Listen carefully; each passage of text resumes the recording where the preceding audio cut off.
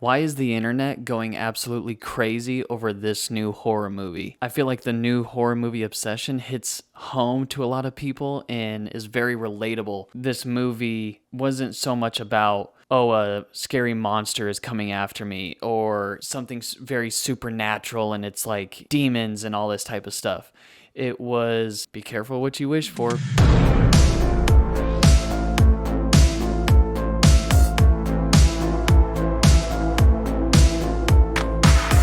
So the movie Obsession really takes place with a group of friends. There's about four of them, and the main characters are Bear and Nikki. Bear is more reserved, kind of more introverted, isn't really all that sociable, very quiet, shy, that sort of thing. Nikki is the absolute complete opposite. She's very extroverted, outgoing, sociable, and so Bear has a crush on her. They've been friends for a while, and he's pretty much friend zoned. So all the friends work at Sarah's dad's music shop. Nikki, Bear, Sarah, Ian. Bear kind of has a feeling that she might be leaving. Who doesn't want their friend, or especially somebody that they like, to leave a job that they all work at? You know, that might make the job a little bit less shitty. He goes, tries to find her some sort of gift because they're all going out. Everybody's been there shopping for something. You don't want it to seem so generic and you want it to seem unique and like them. So he goes to a gift shop, but he sees the One Wish Willow. The One Wish Willow is a game, I guess you could call it, but it's some sort of little gag gift. But you make a wish, you break it, and your wish is supposed to come true. While he's buying this thing, the cashier literally says, "Don't bring it back coming and complaining." Oh, well, what do you mean? In classic horror movie style, the warning of the game. He goes and buys it. They all go out that night. He's a little bit more reserved, of course, trying to play his cool. He got something for her, doesn't want it to seem too cringy or whatever. Everybody, of course, keeps interrupting whenever he thinks that he has a moment with Nikki. Everybody, somebody walks up or this or that or whatever. Towards the end of the night, Ian and Sarah are like, let's go to another spot and keep partying. And Nikki's like, oh, I don't know if I want to go. And of course, Bear's going to be like, yeah, I don't know if I want to go either. And so he's like, I'll take you home. And so she's like, yeah, fine. Yeah, you can take me home. So on their way home, he's trying to build up the courage to kind of tell her, hey, I got you something. So he tells her, hey, I got you something. Kind of a little bit awkward. She gets out of the car. He doesn't give it to her. So he takes the One Wish Willow, breaks it. I wish that Nikki was madly in love with me or something, or maybe obsessed with me or whatever. She comes out, hey, do you want to keep hanging out for the rest of the night? I don't want to go back in. I don't want to go back into my house. You should come in. Oh, no, it's fine. Okay, well, what if I hung out with you? And it begins.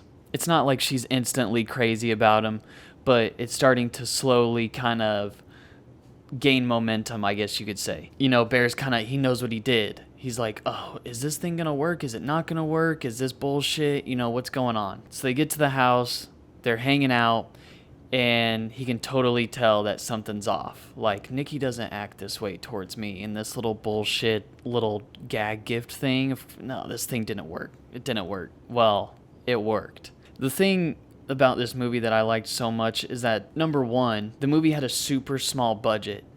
750,000, I think, so less than $1 million, while other horror movies have millions on millions. And I feel like the overall vibe gets lost whenever that happens. And the smaller the budget, the smaller the crew, I just feel like the actual meaning of the movie is represented a lot more. I feel like they really stuck to Obsession, the name Obsession. And it doesn't have to be anything, super horror, in my opinion. The scary thing about the movie was that she got so obsessed with him. It wasn't even like the killings, or it wasn't, anything like that. It was just how obsessed she got with him. That's what was the scary part, because I feel like a lot of people nowadays get obsessed. Like I said, social media makes things out to be what they're not. whether that's being catfished, whether that's just over obsessing, scrolling and watching somebody's stuff all the time, or, only seeing the best version of whatever it is. You can start being obsessed over whatever it is, especially over social media. I feel like they really hit the nail on the head with that. The overall vibe of the movie was really kind of dark. It really took place mainly in his little low-income, kind of dingy apartment. That's where they spent most of the time. Or it was pretty much at work. They went out to like a couple parties. The overall vibe of the movie was very relatable because what do we all do? Go to work, come home. Go to work, come home. See the friends a couple days out of the month, maybe once a week, maybe if you're a real partier or something. But that's what made it so relatable, I feel, was that it wasn't all this stuff that, oh, they're going here and they're going here and they're doing this and they're doing that. It was mainly going to work, coming home, and everything in between that. That might be something that a lot of people are relating to also, is that, hey, that seemed super relatable. They were at home all the time. They hung out with friends sometimes, but that seemed like my life. I feel like that's what makes movies, music, anything like that. That's what makes whatever it is pop a lot more, is that if it's relatable to somebody like me and you. I really liked that part of the movie. It did keep the vibes a lot darker, I can tell you that, especially his little apartment, and especially whenever she starts going a little bit crazy. Yeah, I feel like they hit the nail on the head with the relatable part to it, and really the name obsession. I feel like that was really represented really well in this movie. So they continue kind of living. She ends up spending a lot of time at Bear's house. And everybody knows that could just be a little bit unhealthy, whether you're under the One Wish Willow spell or not. Especially whenever you just start dating. So it's kind of like a little time lapse, shows them hanging out a lot more, doing stuff, they're cooking together, and they're watching movies together, and they're just a perfect little couple. They work together again, and so now Sarah and Ian and, their coworkers and their friends are starting to be like, what the hell? Nikki was never into him. And now all of a sudden she's just like head over heels. Like, how weird is this? So people are starting to get a little bit suspicious. And the first little hiccup, I would say, where Bear started questioning. Something was said during dinner. So this is the first kind of scene where Bear is starting to get a little bit uncomfortable and like, oh no, is something wrong? Something's not going right. She's really starting to get wrapped around Bear's finger, where she just, anything that Bear wants to do, she wants to be a part of. So, that kind of continues. I'm sorry. She says that I'm sorry. Bear continues on with the relationship, knowing that it's not right. You're forcing this. You wished upon it. It's synthetic. It's not real. But he's still being a little bit selfish. And so he's like, oh, it's fine. Like, she likes me now. She likes me now. Well, they're starting to have a little bit more hiccups now in bad situations and kind of awkward situations more than good times now. The honeymoon phase is starting to fade out. One thing I feel like this movie was more relatable to a lot of people is that the whole sense of online dating, right? You might be going in, you swipe left or swipe right on Tinder and you match with somebody.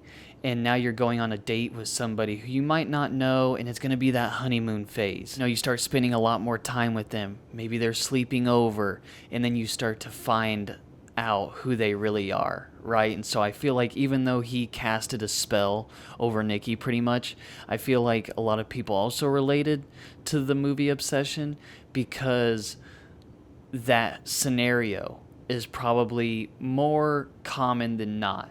You start dating somebody that you didn't know before, or maybe you did.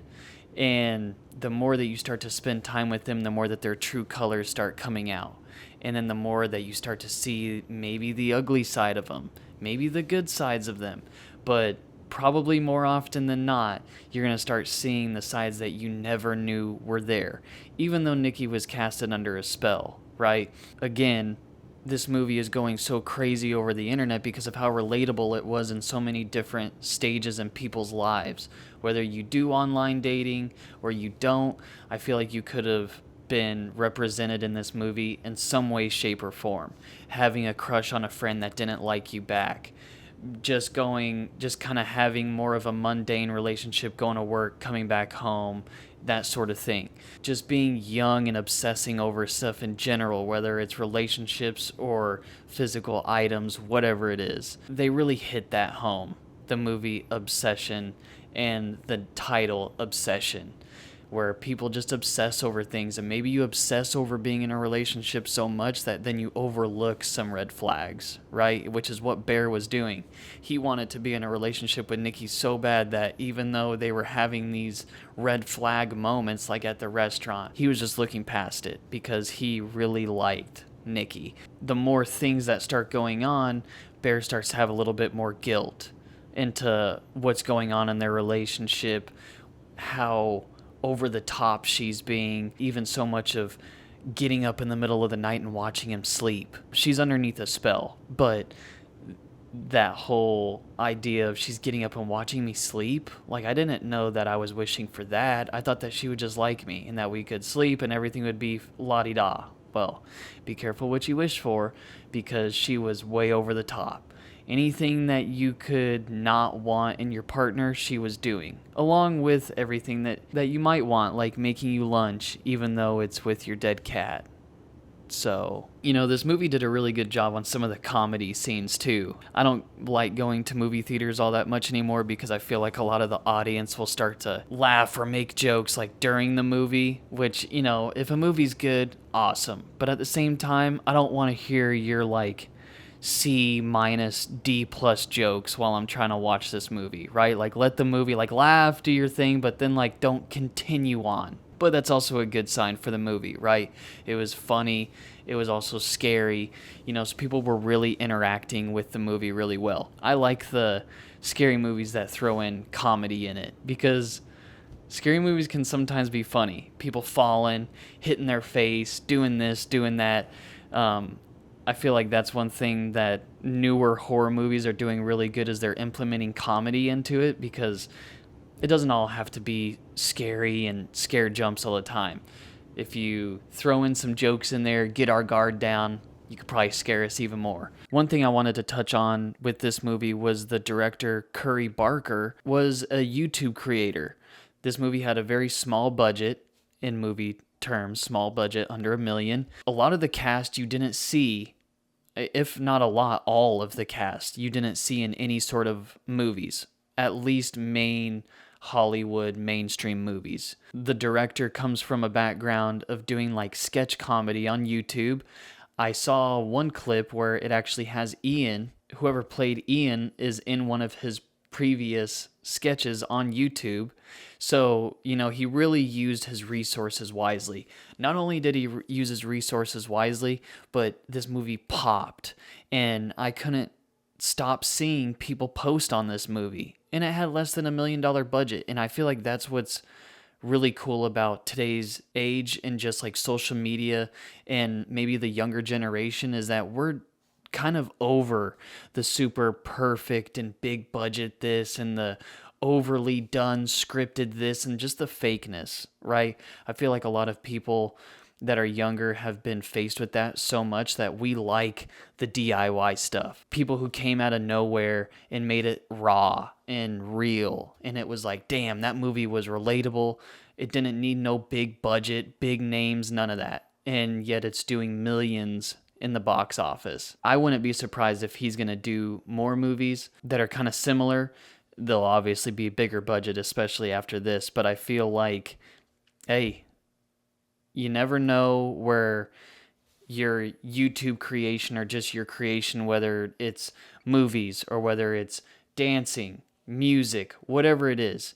In today's day and age, if you post it and you got a vision and you have the drive to do it and to speak it and to really follow your dreams with that, anything's possible. Just like this. He was a YouTube sketch comedy content creator and wanted to make a movie, hired some people, got a budget, made it happen, and now it's probably the biggest horror movie that's out right now. And it might be one of the biggest horror movies of the year. Who knows? But I feel like he definitely killed that. Curry Barker definitely hit this out of the park with the vision, the name, the vibe. Everything in the movie was just spot on, in my opinion. So, my final take on the movie Obsession, definitely a must see. If you have a date night with somebody that you met on Tinder, or if somebody that you've a coworker, whatever, or if you're wife of a long time, that's what I did. Me and my wife went out. I was like, we should go see this movie. I'm seeing it played everywhere. Let's go check it out. Definitely a date night or just with a buddy, whatever. You got to go see Obsession because I feel like everybody can relate to this movie. You can relate to one of the situations. It doesn't matter. I'd be surprised if you didn't. If I had to rate the movie 0 out of 10, I would say it is probably a 10. Just because I really like how low budget it is. Once I found out how low budget it was, I thought that it was way cooler than something that had millions of dollars of budget. I feel like that alone just shows how much work they put into it. The overall vision of it was super represented. So I feel like you should definitely go see Obsession. And the ending lingers. So are they going to make a second one? Is it going to be taking up from where it's kind of like another group of friends finds out about the story that happened with Nikki and Bear, and now the One Wish Willow kind of has this conspiracy behind it, and now another friend group does it, and that's how they take it? Is that the route that number 2 goes? If they have a number 2, do they follow what happened at the very end? I'm not going to spoil it, but do they follow what happened at the end and they carry on from there? Who knows? But no matter what, go watch Obsession. I promise you'll not be disappointed, and drop a comment. What did you think of Obsession? Did you like it? Did you not like it? Was it relatable? Did you not relate to it? Doubtable, but definitely drop a comment on what you thought of Obsession if you've seen it. And if you haven't seen it, go watch it, come back, drop a comment. So that does it for this episode of the Vibe Archive. If you like this type of episode, drop a like, comment, or subscribe, or do all three. If you could do all three, that would be awesome. Let me know what you thought about the movie Obsession, maybe another movie that we should talk about. And yeah, thanks for hanging out in the Vibe Archive.